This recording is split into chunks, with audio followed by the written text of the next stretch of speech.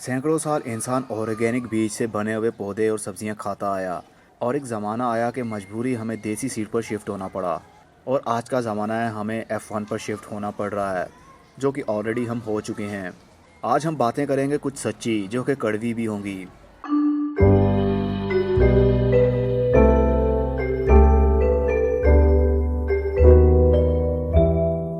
अस्सलाम वालेकुम मेरे दोस्तों, सज्जनों और बेलियों। मैं हूँ इजहार अहमद और वेलकम करता हूँ आपको किचन गार्डनिंग चैनल पर। और उम्मीद भी रखता हूँ कि आप सब लोग खैरियत से होंगे, फिटफाट होंगे, अच्छे अच्छे से कामों में खूब अच्छे से बिजी होंगे। अक्सर आपने सुना होगा ऑर्गेनिक, देसी और F1 मतलब हाइब्रिड। ये तीनों टाइप्स के हम सीड्स अक्सर यूज़ करते हैं और काफ़ी बार हम इसका नाम भी सुन चुके हैं। ऑर्गेनिक का मतलब होता है कुदरती तरीके से बनी हुई चीज़, और देसी को भी हम ऐसा ही समझते हैं, लेकिन आजकल देसी हमारा केमिकल बन चुका है। और तीसरे नंबर पर आ गया है F1। आज हम बात करेंगे कौन से सीड हमारे लिए बेस्ट हैं और कौन से हमारे लिए ठीक नहीं हैं। हमें ऑर्गेनिक पर चलना चाहिए, देसी पर, या फिर F1 पर। इन तीनों में क्या डिफरेंस है इस वीडियो में हम डिस्कस करने वाले हैं। आज से 100 साल पहले या इससे भी पहले की बात है कि हर इंसान ऑर्गेनिक बीज उगाता था, ऑर्गेनिक पौधे होते थे, केमिकल का नामो निशान नहीं था। ऑर्गेनिक बीज का मतलब कुदरती तरीके से बने हुए सीड्स, ऐसे पौधे जिनके ऊपर केमिकल का स्प्रे आज तक किया ही नहीं था। जो भी उगाया जाता था कुदरती तरीके से ही उगाया जाता था। सर्दी हो, गर्मी हो, बारिश हो, या फिर किसी कीड़ों का अटैक हो, हर चीज़ को ऑर्गेनिक तरीके से ही, कुदरती तरीके से ही रिकवर किया जाता था। और जब पौधे को फ्रूट लगता था और फूल लगते थे, तो जब उनमें से सीड्स पक जाते थे, उनके ऊपर भी केमिकल का कोई स्प्रे नहीं होता था। उनको बोलते हैं ऑर्गेनिक सीड्स। मतलब जिस बीज ने आज तक केमिकल का टेस्ट चखा ही नहीं था, ना ही इनके मदर प्लांट्स ने, मतलब इनके माँ बाप ने। अब इस ऑर्गेनिक से हम बहुत ही दूर हो चुके हैं। इससे दूर करने वाला इंसान है। जब इंसानों की तादाद बढ़ने लगी इस दुनिया पर और फूड की कमी होने लगी, खाने की कमी होने लगी, तो प्रोडक्शन को पूरा करने के लिए हमें देसी पर शिफ्ट होना पड़ा। देसी सीड और ऑर्गेनिक सीड में थोड़ा सा ही फ़र्क था। जब हमें लगने लगा कि कुदरती तरीक़ों से हम अपने पौधों को बीमारियों से नहीं बचा सकते और फ्रूट को ज़्यादा नहीं कर सकते, तो हमें केमिकल का यूज़ करना पड़ा। कहने को हम देसी बीज ही उगाते हैं, लेकिन वो देसी होते नहीं अब, क्योंकि देसी बीज के मदर प्लांट्स ने, मतलब इनके माँ बाप पौधों ने, केमिकल का टेस्ट चखा है। और जिस बीज को हम देसी बोल रहे हैं, उनके ऊपर भी, मतलब उनके पौधों के ऊपर भी केमिकल का स्प्रे हुआ। कीड़े मार स्प्रे के रूप में हो या फिर खाद के रूप में हो, मतलब केमिकली खाद, उसका सारा असर आया देसी बीज में। और जब इंसानों की तादाद और भी ज़्यादा बढ़ने लगी, इंसानों को प्रोडक्शन कम पड़ने लगी, और कुछ लालची किसान भी आ गए इस फील्ड में, जिनको सिर्फ पैसे से ही गर्ज थी। फ्रूट जहरीला हो, उसके बेनिफिट्स ना हो, लेकिन उसकी लुक बहुत अच्छी होनी चाहिए और एक पौधे को बहुत सारा फ्रूट लगना चाहिए। तब इंसानों ने एक ऐसी चीज़ बना डाली जिसको F1 कहा जाता है, मतलब हाइब्रिड। हाइब्रिड बीज उसको बोला जाता है जो हम 2 या 3 पौधों से क्रॉस करके एक बीज बनाते हैं। मतलब 2 या 3 फूलों को लेते हैं, उनकी आपस में पॉलिनेशन करवाते हैं, और जो पॉलिनेशन के बाद बीज बनते हैं वो हाइब्रिड होते हैं। मतलब टोटल ही केमिकल, क्योंकि इनके माँ बाप ने केमिकल ही खाया होता है खाने के तौर पर। इनको ना तो गोबर का पता होता, ना कंपोस्ट का, सिर्फ इनका टेस्ट, इनका खाना, सारा ही केमिकल होता है। और वही केमिकल का असर आता है इनके बच्चों में, मतलब इनके बीज में। पौधों से जब बीज उतार लिए जाते हैं तो उन बीजों के अंदर उन सब चीज़ों का असर होता है जो जो केमिकल का स्प्रे उनके ऊपर, उनके पौधों के ऊपर हुआ था। तो वो एक नई टेक्नोलॉजी बनी जिसका नाम था F1 हाइब्रिड। हाइब्रिड की बेस ही केमिकल थी। तो हम 2 पीढ़ियाँ पीछे जाते हैं तो देसी पर आते हैं और उसके बाद ऑर्गेनिक पर। अब हम इन दोनों चीज़ों से बहुत ही दूर हो चुके हैं। अब हम F1 पर आ चुके हैं। फार्मर लोग भी F1 पर शिफ्ट हो चुके हैं। F1 को मैं बुरा नहीं कहूँगा, क्योंकि दुनिया की तादाद इतनी बढ़ चुकी है कि फूड की प्रोडक्शन कम होने लगी, और फूड की रिक्वायरमेंट पूरी करने के लिए, खाने की रिक्वायरमेंट पूरी करने के लिए, चावल हो, गेहूँ हो, मकई हो, ये बेसिक चीज़ें होती हैं हमारे फूड में।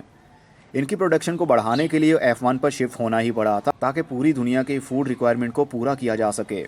जब हम ऑर्गेनिक सीड उगाते थे तो उसके ऊपर बीमारियां भी आती थी, उसके ऊपर कीड़े भी आते थे, और बहुत से फ्रूट ख़राब हो जाते थे, बहुत से झड़ जाते थे, जिसको हम कुदरती तरीके से रिकवर करने की कोशिश करते थे। गाय का गोबर यूज़ करते थे, कंपोस्ट यूज़ करते थे, और देसी टोटके बहुत सारे यूज़ किए जाते थे। पौधों के ऊपर जब एफिड्स अटैक करते थे, मतलब तेला अटैक करता था, तो उसके लिए वुड ऐश, मतलब लकड़ी की राख की स्प्रे की जाती थी, या उसको स्प्रिंकल किया जाता था। मतलब राख को पौधों के ऊपर, पत्तों के ऊपर फैला दिया जाता था, फेंक दिया जाता था, जिसकी वजह से कीड़े मकोड़े उसकी तरफ नहीं आते थे। लेकिन इसमें एक प्रॉब्लम थी, जबकि दुनिया बहुत कम थी, लोग बहुत कम थे, तो ऑर्गेनिक में बहुत सारे फ्रूट ख़राब हो जाते थे। पौधे से कुछ फ्रूट ही हमें हासिल हो पाता था। लेकिन वो भी उस ज़माने में हमारे लिए काफ़ी होता था, लेकिन आजकल नहीं, क्योंकि टोटल ऑर्गेनिक पर डिपेंड करना बहुत ही मुश्किल होता था। इसीलिए हमने ऑर्गेनिक पौधों के ऊपर ही केमिकल का स्प्रे करना शुरू किया ताकि कीड़े मकोड़े मर जाएं और फ्रूट भी हमारे पास ज़्यादा आने लगे। इसलिए हमने केमिकल का स्प्रे भी यूज़ करना शुरू कर दिया और खाद भी देनी शुरू कर दी। तो वो ऑर्गेनिक देसी बन चुका था, मतलब जो हम बीज उगाते थे वो देसी थे। जिन बीज के मदर प्लांट्स ने इसका टेस्ट, मतलब केमिकल का टेस्ट चख लिया था, और जब हम देसी से बहुत ज़्यादा खेती करने लगे तो दुनिया की तादाद भी बढ़ने लगी, ज़मीनें कम पड़ने लगीं, खेतों को हटाकर तबाह कर दिया गया और उनकी जगह पर बिल्डिंग्स बनने लगीं। बड़े बड़े प्लाजा, कार पार्किंग, फैक्ट्रीज, ये सब कुछ बनने लगा, जिसकी वजह से प्रोडक्शन और कम पड़ने लगी। तो फिर सोचा गया क्यों ना छोटी जगह पर हम ज़्यादा प्रोडक्शन लें। तो F1 हमारे सामने आया, जिसको हाइब्रिड बीज बोलते हैं। हाइब्रिड का पौधा छोटे साइज़ का होता है, छोटे से पौधे को ही फ्रूट भी लगना शुरू हो जाता है और उसके ऊपर बीमारियां भी कम अटैक करती हैं। हाइब्रिड सीड की पॉलिनेशन इस तरह की जाती है, एक पौधे को फ्रूट लगता है लेकिन उस पौधे की हेल्थ अच्छी नहीं रहती, और दूसरे पौधे को फ्रूट नहीं लगता लेकिन उसकी हेल्थ अच्छी रहती है। दोनों पौधों को क्रॉस किया जाता है आपस में, मतलब ब्रीड करवाया जाता है, और दोनों पौधों को ब्रीड के बाद में जो बीज हासिल होता है उसको कहते हैं F1। मतलब उस बीज में दोनों चीज़ों की ताकत होती है, बीमारी से लड़ने की भी और फ्रूट को ज़्यादा बढ़ाने की भी। लेकिन ये पौधा ऑर्गेनिक पर ये बीज ऑर्गेनिकली मैटर से नहीं चला पाते हम। इसको गोबर की, कंपोस्ट की जल्दी समझ ही नहीं आती, क्योंकि इसके जीन्स में ही इसके माँ बाप के जीन्स का असर है। इसके माँ बाप ने केमिकल को टेस्ट किया और केमिकल के थ्रू ही बीज बने, मतलब बच्चे बने, और अब उन बच्चों को हम गाय का गोबर या कंपोस्ट देते हैं तो असर ही नहीं होता। कीड़े अटैक करते हैं तो हम ऑर्गेनिकली मैटर पर चलते हैं तो भी कीड़े मकोड़े नहीं मरते, फंगस भी रिमूव नहीं होता, क्योंकि उसकी रीज़न थी कि इसकी बेस ही केमिकल थी। तो केमिकल की वजह से इसके अंदर इतनी विल पावर आ चुकी थी कि ये बेसिक को समझता ही नहीं है।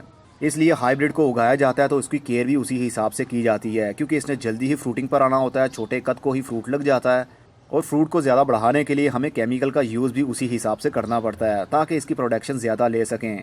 लेकिन ये बुरा नहीं है, क्योंकि दुनिया की जिस तरह तादाद बढ़ रही है तो F1 से भी आगे कोई ना कोई टेक्नोलॉजी ज़रूर आने वाली है, बल्कि आ चुकी है, जिसको GM बोलते हैं। अभी GM के ऊपर हम बात नहीं करेंगे क्योंकि अभी उसके ऊपर बहुत से टेस्ट होना बाकी हैं। हम जंप करते हैं F1 से देसी पर, और देसी से कोशिश करेंगे ऑर्गेनिक पर आने की। मेरा चैनल प्रमोट करता है होम किचन गार्डनिंग को, मतलब घरों के अंदर हम सब्जियां उगाएं। सालों पहले किताबें लिखी जाती थी सब्जियों के ऊपर, फॉर एग्जांपल लौकी के ऊपर। लौकी का रस पीने की वजह से दिल के बंद बाल भी खुल जाते हैं, रगें खुलने लगती हैं। लेकिन आज हम 1 गिलास की बजाय 10 गिलास भी पी लें तो हमें कोई असर नहीं होता।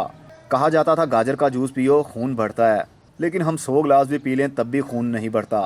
पहले लोगों की उम्रें बहुत लंबी होती थी, और आजकल अगर 80+ भी हो जाए तो गनीमत समझिए। ये सब क्यों हो रहा है? आज हम गाजर के जूस का 1 गिलास पी लेते हैं और हम समझते हैं कि हमारे अंदर बहुत पावर आ चुकी है, हमारा खून बढ़ चुका है, लेकिन हम गलत हैं।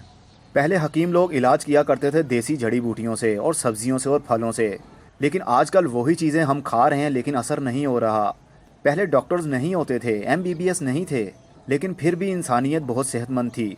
और आजकल इतनी साइंस ने तरक्की भी कर ली है, डॉक्टर्स भी इतने एक्सपीरियंस वाले आ चुके हैं, लेकिन फिर भी बीमारियों के ऊपर काबू नहीं पाया जा रहा। उसकी रीज़न क्या है? जो फ्रूट अपनी हेल्थ अच्छी करने के लिए हम खा रहे हैं, बेसिकली वो स्लो पॉइज़न ले रहे हैं। हम थोड़ा थोड़ा जहर हम डेली बेस पर खा रहे हैं, जो हमारी सेहत के ऊपर इफ़ेक्ट करता ही रहता है। कभी ब्लड प्रेशर हाई, कभी लो, कभी कोलेस्ट्रॉल, कभी सांस का फूल जाना, कभी दिल का मरीज़ होना, कभी वेंस बंद हो जाना, कभी सर का दर्द रहना। अब तो ये मामूल बन चुका है। आजकल की ज़िंदगी 70 से 80 साल की है, और उस 70 से 80 साल की उम्र में भी इंसान कितनी मर्तबा बीमार होता है। आप ज़रा सोचिए आपको क्या क्या बीमारी है। ये सब कुछ क्यों हो रहा है? सिर्फ़ और सिर्फ हमारा फूड ही ऐसा बन चुका है। आहिस्ता आहिस्ता आप ऑर्गेनिक पर शिफ्ट होने लगें। ऑर्गेनिक पर प्रोडक्शन बहुत कम मिलती है, बहुत से पौधे मर जाते हैं, बहुत से पौधों के ऊपर अटैक होता है वायरस का, कीड़ों का। फ्रूट जब हम हार्वेस्ट करते हैं, उतारते हैं, उसका साइज़ भी छोटा होता है, उसका कलर भी शाइन नहीं करता। बहुत सी प्रॉब्लम्स हमें फेस करना पड़ सकती हैं। इसीलिए फार्मर लोग शिफ्ट हुए ऑर्गेनिक से देसी पर, और देसी से F1 पर, क्योंकि उनको पैसे की लालच थी और दुनिया की फूड रिक्वायरमेंट भी पूरी करनी थी। लेकिन हमें अपने घर के अंदर दुनिया को नहीं लेकर चलना, हमें अपने घर, अपने फैमिली को लेकर चलना है।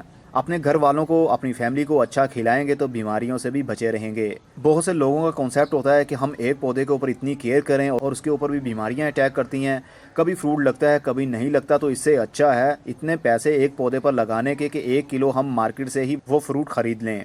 क्या फ़ायदा इतनी मेहनत करने का? एक्चुअली हमें पता ही नहीं है। हमारे सामने ऑर्गेनिक फ्रूट और F1 फ्रूट दोनों चीज़ें ही रख दी जाएं, मतलब केमिकल वाला और कुदरती चीज़ वाला। हमें देखने पर ख़ास तौर पर पता नहीं चलेगा और जल्दी टेस्ट का भी पता नहीं लगता, क्योंकि देसी के ऊपर अगर प्रॉपर तरीके से काम किया जाए तो उसका टेस्ट और उसका साइज़ भी बहुत अच्छा हो सकता है। और केमिकल का टेस्ट तो वैसे ही अच्छा होता है क्योंकि उसके अंदर सारी केमिकल की ताकत होती है, मिठास भी केमिकल की होती है और साइज़ भी केमिकल का। तो क्यों ना हम पौधों को आहिस्ता आहिस्ता शिफ्ट करें ऑर्गेनिकली। ऑर्गेनिक के ऊपर चलने के लिए बहुत सी टेक्निक यूज़ की जा सकती हैं, जिस तरह स्टिकी बैंड। स्टिकी बैंड एक टेक्निक है पेस्ट से और इंसेक्ट से बचने के लिए। एक स्टिकर सा होता है जो पौधों के बीच में लगा दिया जाता है। जो भी इंसेक्ट आता है तो उस स्टिकर की तरफ जो कलर ही ऐसा उन्होंने दिया होता है कि उसकी तरफ जाता है और जाते ही वो चिपक जाता है। हम ग्रीड नेट का यूज़ कर सकते हैं, हम बारीक जाली का यूज़ कर सकते हैं अपने पौधों को कीड़ों से और पेस्ट से बचाने के लिए। हमें समझना होगा अपनी ज़िंदगी को बचाने के लिए, अपनी ज़िंदगी का ना तो अपनी नस्ल को बचाने के लिए। पहले इंसान कम खाते थे लेकिन हेल्दी रहते थे और लंबी उम्रें होती थी, और आज इंसान खा रहे हैं लेकिन फिर भी उम्रें कम हो रही हैं और हेल्थ भी वो नहीं है। आए दिन कोई ना कोई बीमारी लगी ही रहती है। दुनिया की इतनी तादाद बढ़ चुकी है कि जड़ी बूटियों को भी हार्वेस्ट करने के लिए हमें अच्छा रिजल्ट पाने के लिए, प्रोडक्शन ज़्यादा लेने के लिए केमिकल का यूज़ करना पड़ता है, जो फार्मर लोग खूब अच्छे से करते हैं। 3 महीने या 6 महीने के अंदर फसल रेडी हो जाती है और उसको काट कर मार्केट में बेच दिया जाता है। वही जड़ी बूटियां हम दवाइयों में इस्तेमाल करते हैं, लेकिन आज हमें वो असर करती ही नहीं है। वो इसीलिए क्योंकि हमारी बॉडी भी केमिकल की आदी बन चुकी है। देसी जड़ी बूटियों का असर होता ही नहीं है हमारी बॉडी को, क्योंकि हम जो खा रहे हैं फूड के रूप में, खाने के रूप में, वो केमिकल है। और केमिकल के ऊपर जड़ी बूटियों का जल्दी असर नहीं होगा, और असर हो भी कैसे, क्योंकि वो भी केमिकल ही है। इसलिए आहिस्ता आहिस्ता हमें अपने घरों को खुद से ही चेंज करना पड़ेगा। दुनिया जो करती है वो करने दें। दुनिया में इतने लोग पैदा हो चुके हैं, डे बाय डे फूड की रिक्वायरमेंट को पूरा करने के लिए कोई ना कोई टेक्नोलॉजी यूज़ करनी ही पड़ती है। लेकिन हम अपने घर में कितने लोग हैं? 6 लोग हैं, 10 हैं, 12 हैं, 15 हैं। अपने हिसाब से हम पौधे लगा सकते हैं। कंटेनर गार्डनिंग भी आप कर सकते हैं, गमलों के अंदर भी सब कुछ उगाया जा सकता है। लेकिन थोड़ा सा सब्र होना चाहिए, थोड़ा सा जुनून होना चाहिए। वीडियो की लेंथ काफ़ी लंबी हो गई है, लेकिन इसमें एक भी बात झूठ नहीं है। कुछ देर के लिए सोचिए तो सही, क्या मैंने बातें की हैं क्या वो गलत हैं? होपफुली मेरी बातें आपको अच्छे से समझ भी लग गई होंगी। अब मैं चलता हूँ, अगली वीडियो में फिर किसी नई इन्फॉर्मेशन के साथ मिलेंगे। तब तक के लिए good bye, see you and टाटा, और अपना बहुत सा ख्याल रखिएगा।